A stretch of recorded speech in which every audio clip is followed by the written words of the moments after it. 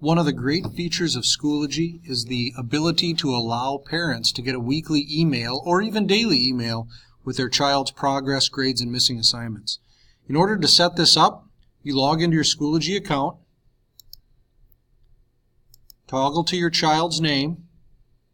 Once their name appears in the corner, you want to open the settings.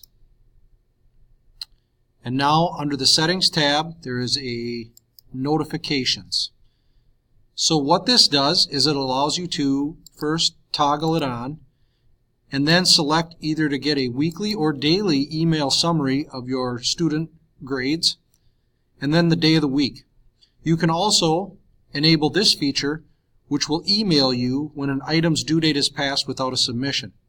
So once you get this all set up the way you want it, simply click Save Changes.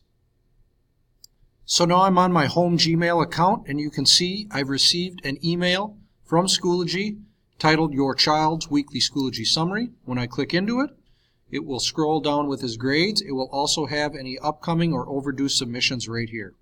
So turn on the Parent Digest on your Schoology account and you'll receive weekly emails.